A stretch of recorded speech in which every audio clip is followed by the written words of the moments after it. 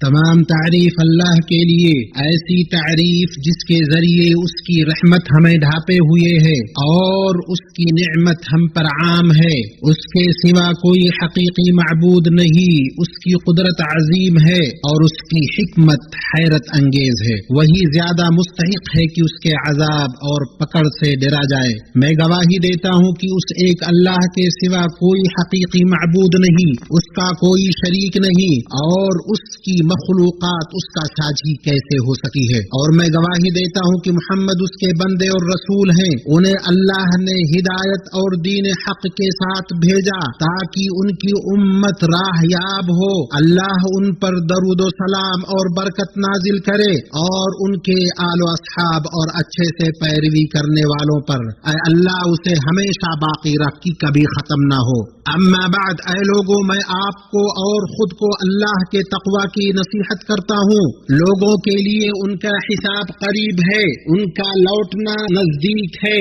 عن قریب موت اور اس کی شدت غفلت میں سونے والے کو جگا دے گی، اسے قبر اپنے آغوش میں لے لے گی، اس کی ظلمت اسے وحشت زدہ کر دے گی، اس کا رب اس سے باز پرس کرے گا، اس کا سوال اسے الجھا دے گا۔ تو اللہ کا تقوی اختیار کرو اور اچھے عمل کرو۔ اس نے ڈرا دیا، عذر تمام کر دیا اور اس کی حجت قائم ہو گئی۔ اے مومنو، دنیا میں امیدیں لمبی ہیں، تمنائیں بہت ہیں۔ ہر امید رکھنے والے کی چاہت اور تمنا ہے کہ روئے زمین پر نیک بخت، خوش و خرم اور قابل تعریف زندگی گزارے۔ سعادت ایسی روح ہے جو جسم میں دوڑتی ہے، ایک جھونکا ہے جو نفس میں سرایت کرتا ہے۔ اللہ پر ایمان اس کی رسد ہے اور عمل صالح اس کا سامان ہے۔ اللہ نے فرمایا، جو شخص نیک عمل کرے، مرد ہو یا عورت، لیکن با ایمان ہو تو ہم اسے یقیناً نہایت بہتر زندگی عطا فرمائیں گے، اور اس دنیا میں پاکیزہ زندگی اور آخرت میں اچھا بدلہ وہ ہے۔ اور اللہ کا ذکر انسیت اور سرور، خوشی اور شادمانی کا باعث ہے۔ یاد رکھو، اللہ کے ذکر سے ہی دلوں کو اطمینان حاصل ہوتا ہے، اور جس شخص کے گھنٹے جہالت میں کٹتے ہوں، اس کے اوقات گناہوں میں جاتے ہوں، اسے خوف اور تکلیفیں گھیر لیتی ہیں، غموں اور بیماریوں کا اس کے دل پر بسیرا ہوتا ہے۔ اللہ نے فرمایا، اور جو میری یاد سے روگردانی کرے گا اس کی زندگی تنگی میں رہے گی۔ اللہ نے لوگوں کے درمیان یہی فیصلہ کیا ہے جب سے انہیں پیدا کیا کہ معصیت اور خوف لازم و ملزوم ہیں۔ اے مسلمانوں، جو محمد صلی اللہ علیہ وسلم کی پیروی کرے گا اللہ اس کے سینے کو کھول دے گا۔ اللہ نے اپنے نبی کے سینے کو کھول دیا اور ان کے متبعین کے سینوں کو آپ کی سنت کے اتباع اور آپ کے طریقہ کی پیروی کے بقدر کھول دیا۔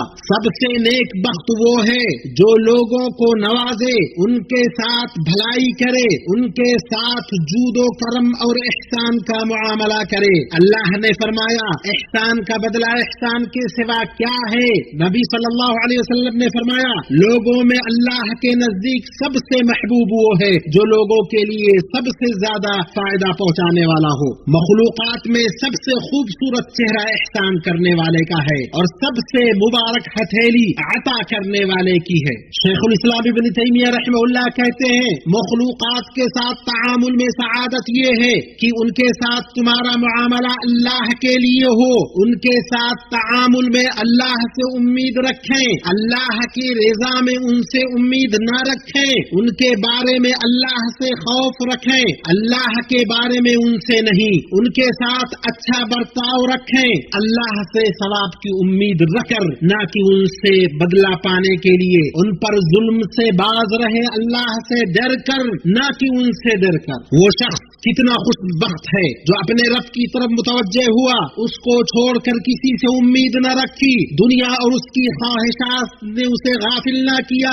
اس کی چمک دمک اور لذتوں نے اسے دھوکہ میں نہیں رکھا۔ اگر اس پر عنایت ہوتی شکر کرتا، محروم رہتا تو صبر کرتا، گناہ میں پڑتا تو استغفار کرتا۔ یہی حقیقی سعادت ہے جس کے لیے عمل کرنے والے عمل کرتے ہیں، جس نے اسے ضائع کیا وہی گھاٹے اور فریب میں ہے۔ اللہ میرے لیے اور آپ کے لیے قرآن و سنت میں برکت عطا کرے۔ آپ سب لوگ اللہ سے مغفرت طلب کرو، وہ بہت بخشنے والا ہے۔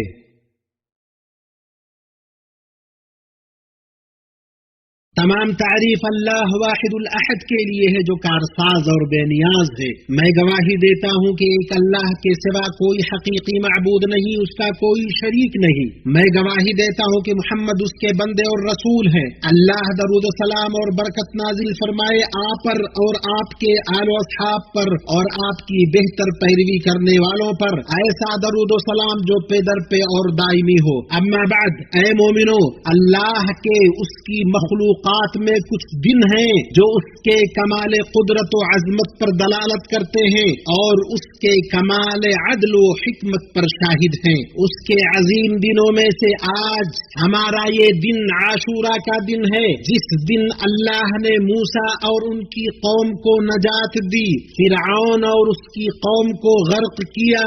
اس لیے اللہ کی حمد کرنے اور اس کا شکر ادا کرنے کے لیے اس دن کا روزہ مشروع کیا گیا۔ اس پر بڑا ثواب اور بدلہ رکھا گیا۔ ابن عباس رضی اللہ عنہما سے روایت ہے کہ نبی صلی اللہ علیہ وسلم جب مدینہ آئے تو یہودیوں کو دیکھا کہ وہ عاشورہ کا روزہ رکھتے ہیں۔ ان سے پوچھا گیا تو انہوں نے کہا یہ وہ دن ہے جس میں اللہ نے موسیٰ اور بنی اسرائیل کو فرعون پر غلبہ عطا کیا، ہم اس کی تعظیم میں روزہ رکھتے ہیں۔ تو آپ صلی اللہ علیہ وسلم نے فرمایا ہم تم سے زیادہ موسیٰ کے حقدار ہیں۔ پھر آپ نے اس کے روزے کا حکم دیا۔ اسے بخاری اور مسلم نے روایت کیا۔ اور نبی صلی اللہ علیہ وسلم نے فرمایا یوم عاشورہ کا روزہ میں امید کرتا ہوں کہ گزشتہ ایک سال کے گناہوں کا کفارہ ہے۔ مسلم شریف کی روایت ہے۔ اللہ کے بندو، درود و سلام بھیجو اللہ کے سب سے بہتر مخلوق، اس کی شریعت اور وحی کے امین، اللہ کے بندے اور رسول پر۔ اے اللہ درود و سلام اور برکت نازل فرما ان پر، ان کے طیب و طاہر آل بیت اور آپ کی بیویوں مومنوں کی ماؤں پر۔ اے اللہ چاروں خلفاء موحد اماموں ابو بکر عمر عثمان علی اور تمام آل و اصحاب اور قیامت تک ان کی اچھے سے پیروی کرنے والوں سے راضی ہو جا، اور ہم سے بھی اپنے جود و کرم سے۔ اے اکرم الاکرمین، اے اللہ اسلام اور مسلمانوں کو عزت دے، دین کے قلعہ کی حفاظت کر، اپنے مومن بندوں کی مدد فرما۔ اے اللہ مسلمانوں میں سے غم زدہ کے غم کو دور کر دے، مصیبت زدہ کی مصیبت دور کر دے، قرض داروں کے قرض کو چکا، ہمارے اور مسلمانوں کے بیماروں کو شفا دے اے ارحم الراحمین۔ اے اللہ ہمارے وطنوں میں امن سے نواز، ہمارے اور مسلمان حکمرانوں کی اصلاح فرما اور توفیق و درستی سے ہمارے حکمران اور امام کی تائید فرما۔ اے اللہ انہیں اور ولی عہد کو ان چیزوں کی توفیق دے جن میں ملک اور قوم کی بھلائی ہو۔ اے رب العالمین، اے اللہ ہم تجھ سے خوشگوار زندگی، صاف فطرت، اچھی موت اور ایسے انجام کا سوال کرتے ہیں جس میں رسوائی اور فضیحت نہ ہو۔ سبحان ربک رب العزت عما یصفون وسلام علی المرسلین والحمد للہ رب العالمین۔